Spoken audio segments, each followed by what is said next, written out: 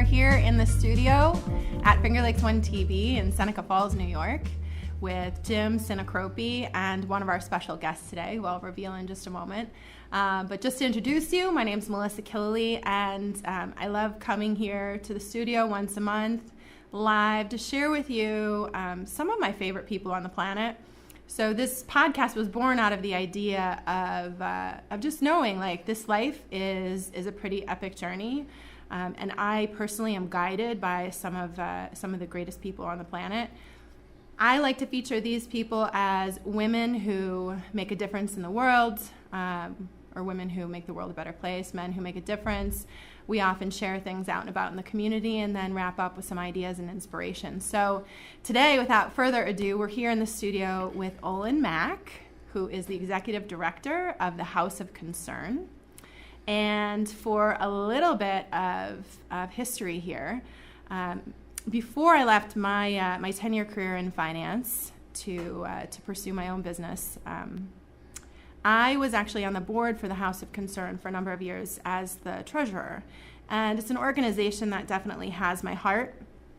If you're familiar with the Finger Lakes and especially Seneca County, then it's hard to not know this organization. But one thing is for sure, it takes a really special person to be at the helm of the ship. And I had the fortune of meeting Olan, I think it was about a month ago, one of the major fundraisers, which is the Traveling Little Black Dress, which is a great event that's put on once a year. So if you haven't heard of it or you haven't been, make sure you get tickets next year. But without further ado, I'm going to turn it over to Olan to share with us a little bit about the House of Concern. So Olan, welcome to the studio. Melissa, thank you for having me. Thank you for giving me the opportunity both to introduce myself to your audience and to talk a little bit about the Seneca County House of Concern. The Seneca County House of Concern is here basically to help people with some basic needs, primarily food. We also do help people in need of clothing and simple household items. Mm-hmm. So we have a food pantry that runs 5 days a week, Monday through Friday, generally 9 to 4, technically 9 to 12:30, and then 1:30 to 3:30. Our thrift store with gently used clothes and furniture and appliances and things of that nature is Monday through Friday, 9 to 4. We have a storage shed on location so people can drop donations off 24 hours a day. And we also do deliveries of bigger items, so furniture and appliances and things of that nature. We can pick them up too. We've been around for almost 50 years, 48 years since 1969. Big anniversary coming up in a couple years. So years. We've been trying to help people with food insecurity issues and general issues of poverty for that long.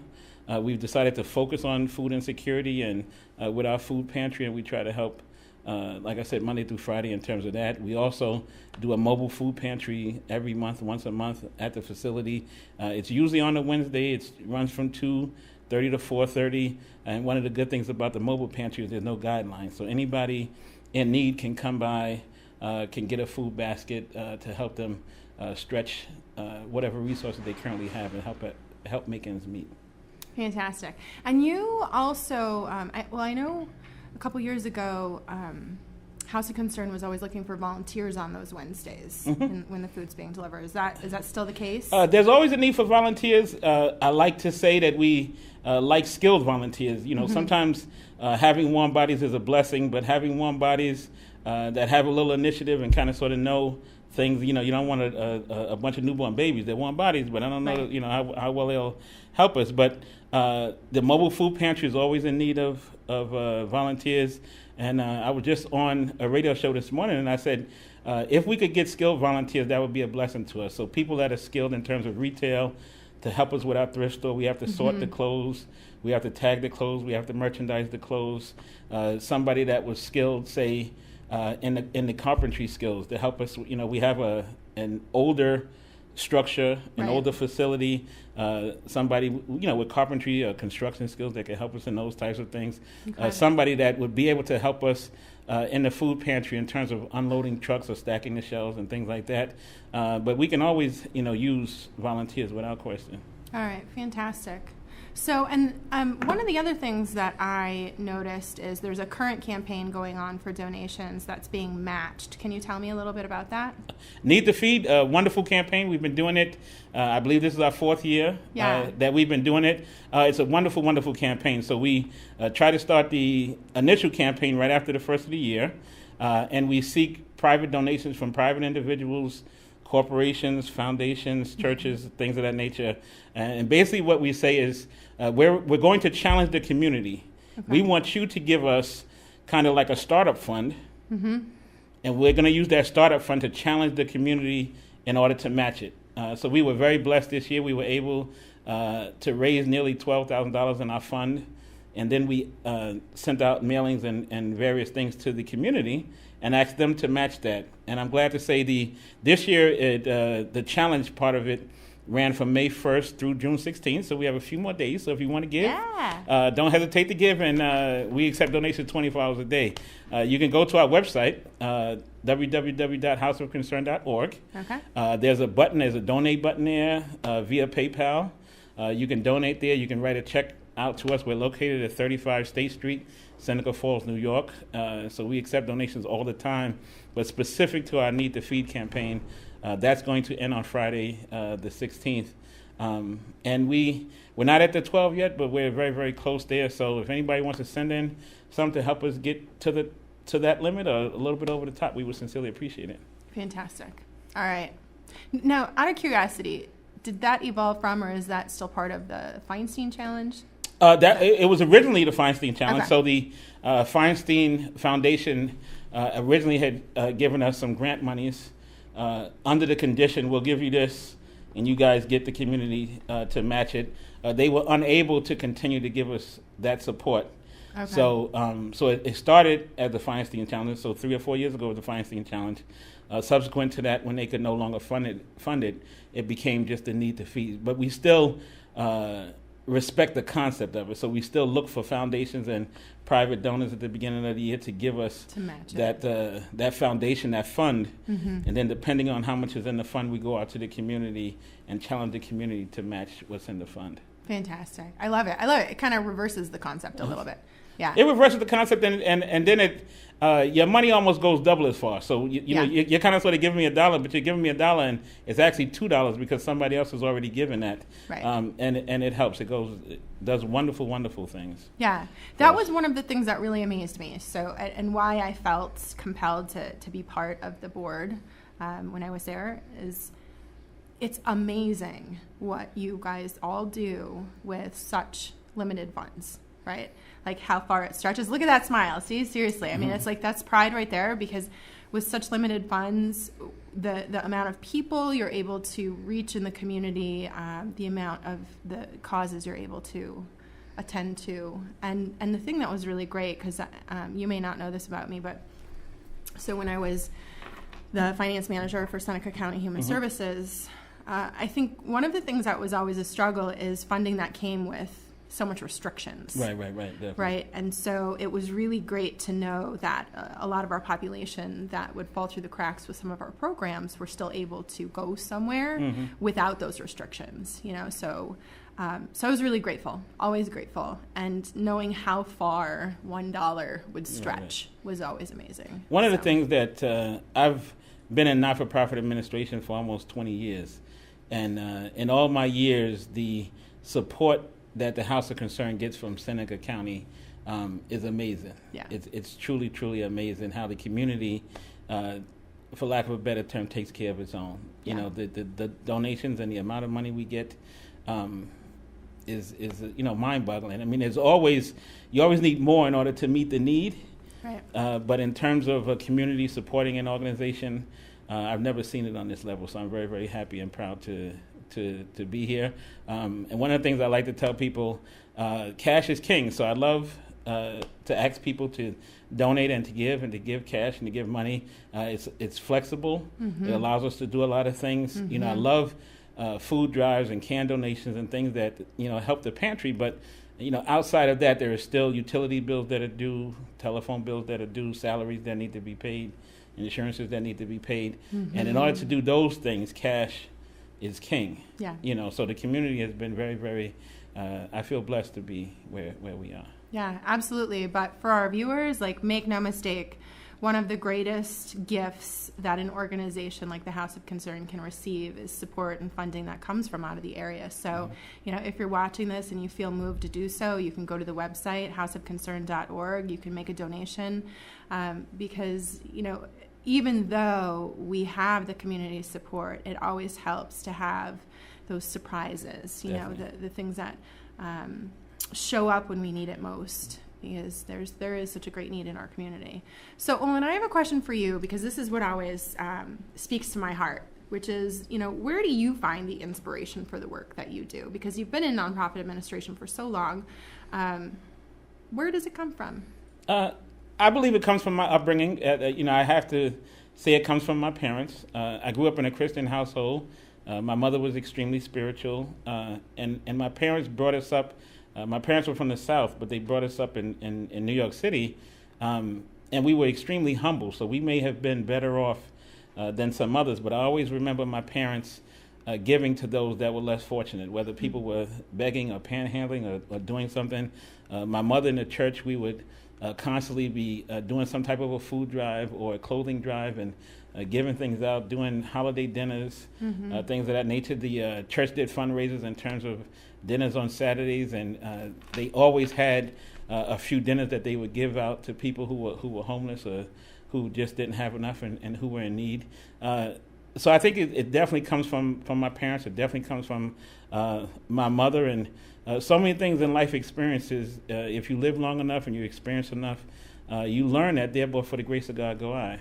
I worked in healthcare, and I've been blessed to always have insurance, but I've seen what it's like when you don't. And I've been young, and you think nothing can happen to you, and but you're just one accident away from being disaster right there where they are. I spent some years doing HIV education in the New York State prisons, and they're overrun with people of color.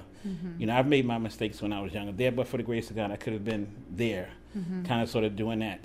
I've been in situations, and I laugh at people. We laugh now, but I remember surviving on ramen noodles and boxed macaroni and cheese. You know what I'm saying? I remember those days. I remember those days of sleeping on sofas in different friends' houses and sleeping on the floor and sleeping, coddling up in bed with a number of people. So that has humbled me. So I'm blessed where I am today, but I'm no better than anyone else. I have a job to do, but I sit on no higher level than anyone else. It takes us all to make it happen.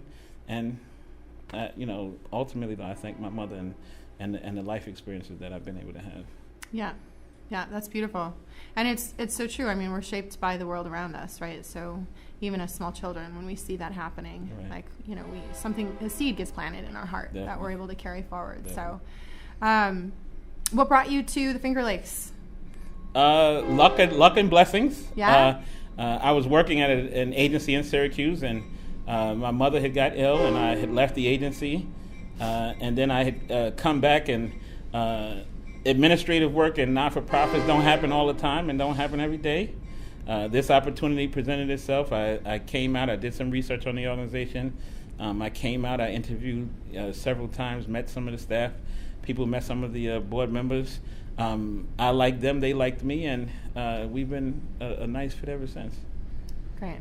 Well, House of Concern is definitely blessed to have you. Thank you. We're grateful for your work. I can't speak enough about the integrity of the organization and the great work that is being done. So thank you. Thank you. And we're going to transition now. We actually are going to hear from a community member in Auburn, New York, named Isabelle Wellauer. I met Isabelle a number of years ago as a massage therapist in the area. She's a holistic health practitioner, but she's also, as you'll see in our recorded interview, what I refer to as a citizen of the world. Her desire to give back is in a different direction. She's feeling called to do mission work out and about in the world, which has its own value, just like the work that Olan's doing here right in our own community. So here we go. Women making the world a better place. All right. So we are here today with Isabelle Wellauer. And Isabelle, I'm so grateful that you're taking the time to share your story with us. Well, good morning, Melissa. Thank you very much for inviting me. Absolutely, absolutely. For those of you who are watching who don't know Isabelle, she comes from Auburn. She hails from Auburn, right? But this is a woman of the world. I like to call her a citizen of the world. Isabelle is a business owner, a yoga teacher, a mom, a dancer, and so many other beautiful things. But I'll let you tell your story. If you want to share a little bit about yourself, and then we'll dive into our story for today. Okay, well, I won't share too much except to tell you that I am a Christ follower. Faith is very important to me. I am married to a wonderful man named Michael. I have 3 absolutely amazing children whom I learn from every day. God has really gifted me and blessed me with my family.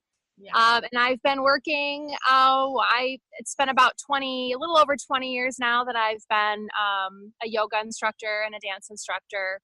And for the last decade or so, I've also been a massage therapist. And how did I forget that? Because that's how I got introduced to you. But yeah. That's okay. That's okay. So yeah, I'm just living a very blessed, wonderful life. So that's it. Excellent. Yeah, what's interesting, when I first was introduced to you through a mutual friend, I also had recently met your husband through CrossFit. Right. So, right. Yeah. Yep. That's the world is very big, but also very small. Yeah. Yeah. So, speaking of the world being very small, recently you just returned home from a trip to Ecuador, right? Yep. And when you and I met and had coffee a couple months ago, we talked about the trip that you took through your church to India. That's right. Which was really kind of the beginning of like this faith-based work, really like sort of taking a deep root in your soul, right? Yes. So if you could share the story for like a little bit about the trip to India, but then like tell us about this trip to Ecuador, because Certainly. what I see all the time is like you're really taking and combining, you know, your faith, your love of your family, and these incredible experiences out there in the world to just you know, create a legacy and give back, but also so intricately intertwined with the everyday experience of it. So, yeah. Okay. I've always been a traveler. I've always loved to explore other cultures and learn from the way that other people live. And when I began my journey of drawing deeper into my faith and becoming closer to the Lord, and just really, really realizing how important it is to actually have a relationship with God and walk with Him, I started feeling a pull on my heart to come, you know, to make faith my whole life, like not just compartmentalize it. Mm-hmm. So a couple of years ago, our church had announced to the congregation that it was time to send another team to the Hope Outreach Center in Dimapur, India, which is where our church has poured into for over a decade now, with a primary ministry being to tutor impoverished children.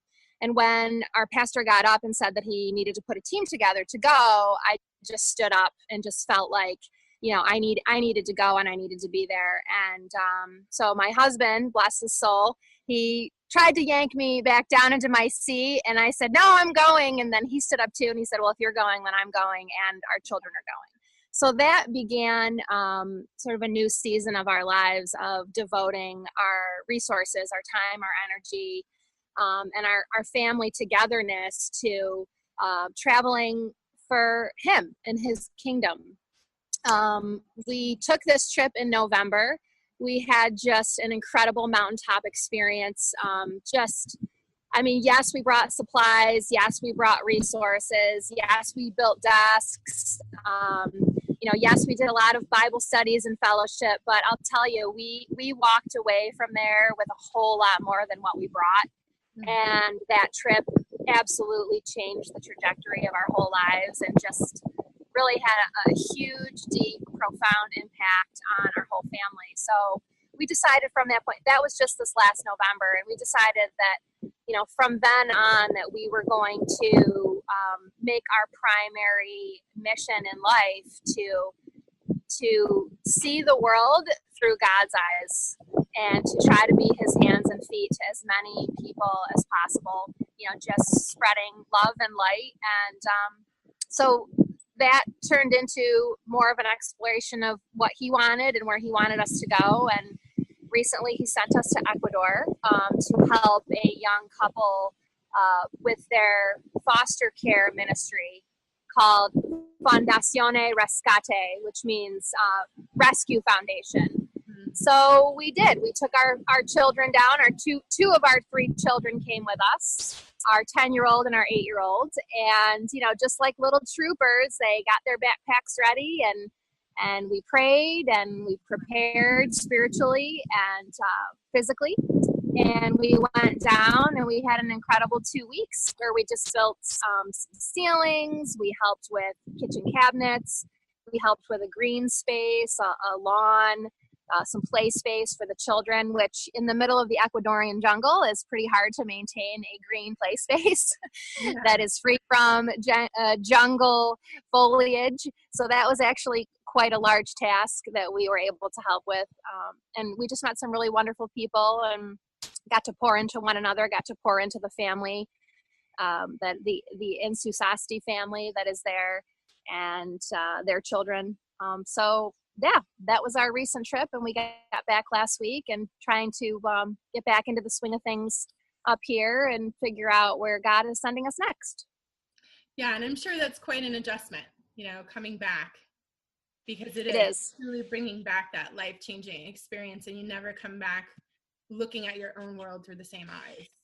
No, and I like to tell people, you can never unsee what you've seen. And so these experiences change us. You can't help but be changed by them. So, and that's partly why we go, is to be changed, to be moved, not only to help and pour into others, but also to be moved ourselves, to feel the Spirit of God at work, and to feel the incredible depth of relationships that can be built through seeing other people through his eyes and loving other people the way that he wants us to love them has a profound impact on relationships. So absolutely. I think, one of the things that is important for people to realize too is when you're doing this kind of work, it's certainly not, rainbows and sunshine all the time. I think one of the things that moved me was when you just saw down there, this sort of,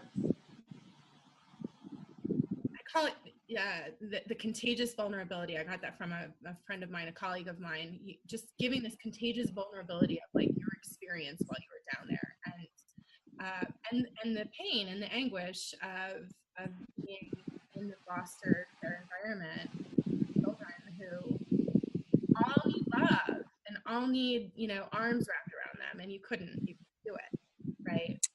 And so I think the biggest thing is realizing, like, when we prepare ourselves to do work like this, it's opening your heart up to every possibility and letting it all get in there, right? So that we can really It's definitely risk taking.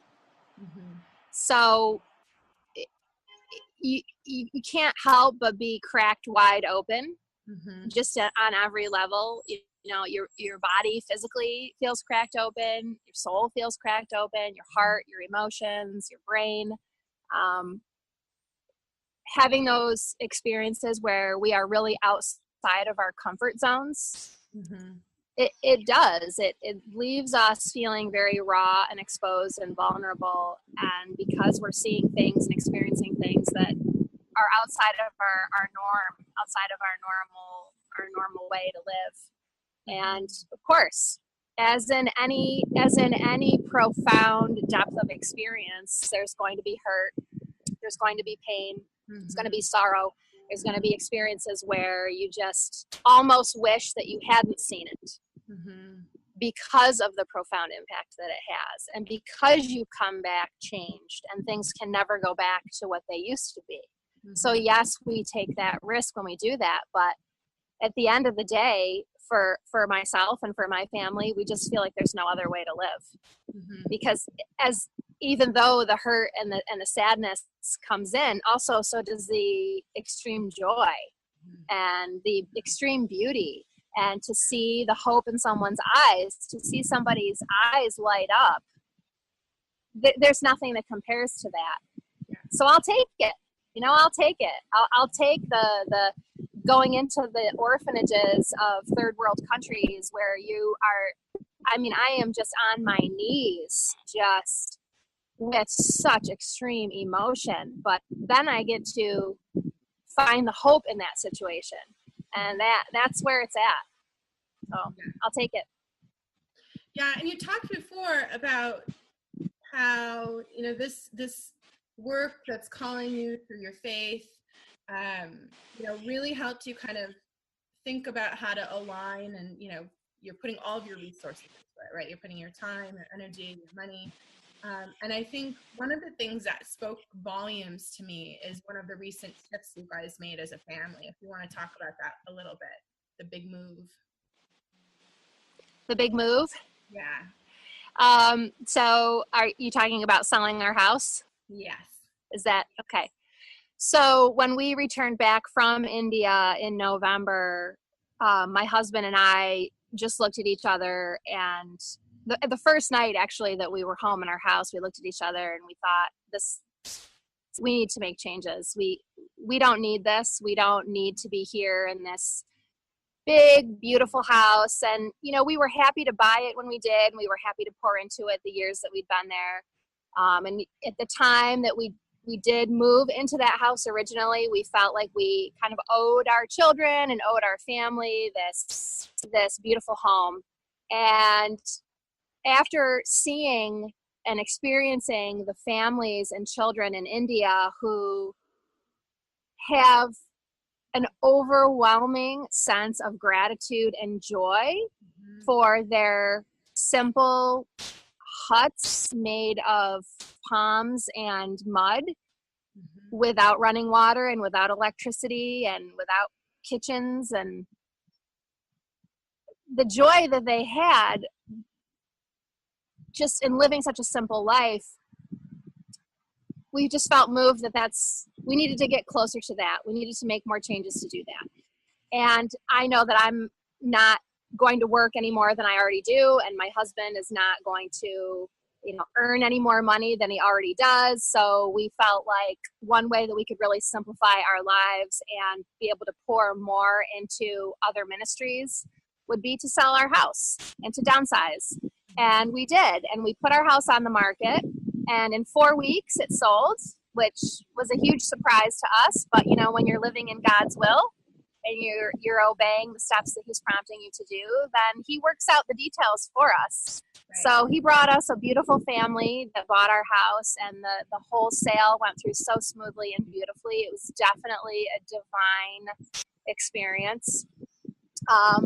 And at first it was a little bit difficult. I'm not going to lie, I definitely had moments where I thought, why do I have to give up my stuff to help other people and to be able to pour into others? So I did have a few moments of that, but they quickly passed by me. And once we sold it and sold a lot of our stuff, just let go of a lot of things that we didn't need. We have just much, much more than we need. We downsized into a great little spot, and we're happy to live with less, because in living with less, we can do a whole lot more, whole lot more. Yeah. And that's the goal. That is the goal. I love it. And you inspire me daily, just thinking about the work that you're doing. And I know how much this is simply important to you, but I really wanted the opportunity to kind of bring this story to more people, because I think so often we ask ourselves, like, how can I do more? What can I do? And it's really listening. It's getting closer to your faith and listening to what that answer is.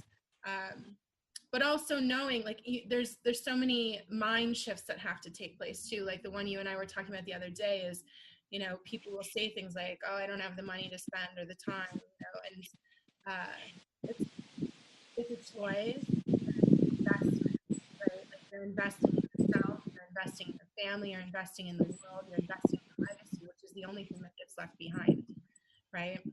Right. So, you know, so I thank you for being willing to be that channel, that conduit for this amazing work, right? Because you're very open with your humanity too. Like, yeah, I had those moments where, you know, it was tough and, you know, why do I have to be this person? But, you know, the reality is you made a decision and you made a choice to listen to that greater calling. Right. And, you know, that's the important piece, is that you have to listen. I mean, not just listen with your ears, but actually obey. Mm-hmm. Obey the call. Mm-hmm.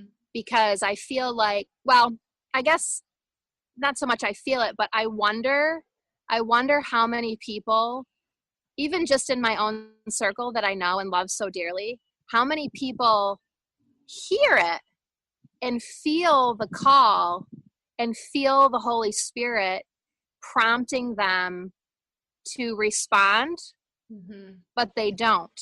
Mm-hmm. You know, they choose not to. And oftentimes it may be out of fear, right? Fear of the unknown, fear of getting out of the boat, fear of letting go, fear of the just not knowing what lies ahead. And that, you know, that's the part that I get a little bit sad about, because we have to trust, mm-hmm. right? We have to trust. Mm-hmm. So listening is one thing, but obeying is entirely different. Will you obey? Right. You know, will you obey the call of the Lord, your God, the creator of the universe? Will you obey his call? Because he has a purpose for each of us. Yeah. He has a plan for each of us. We all fall into the tapestry of his creation. And we could go about our lives just driving our own train for our entire lives and doing what we want to do and suppressing our actual divine purpose for being here. Yeah.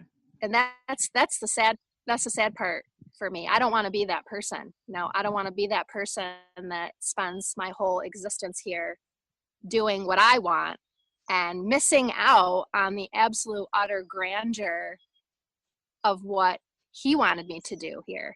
Mm-hmm. So yeah, listening, we've got to be able to listen, but also we've got to actually step up and take the walk, do it.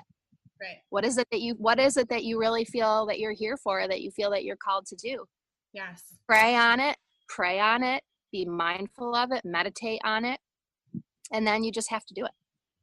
Yeah. So there's a couple of women who've been on this podcast since last year who have really been instrumental and transformative in my life and many others, in terms of like just opening your eyes, opening your minds to know that it's more than just this, you know, singular person driving this bus of like, you know, there's more to it. We have purpose. And we have to engage in our lives to find that purpose.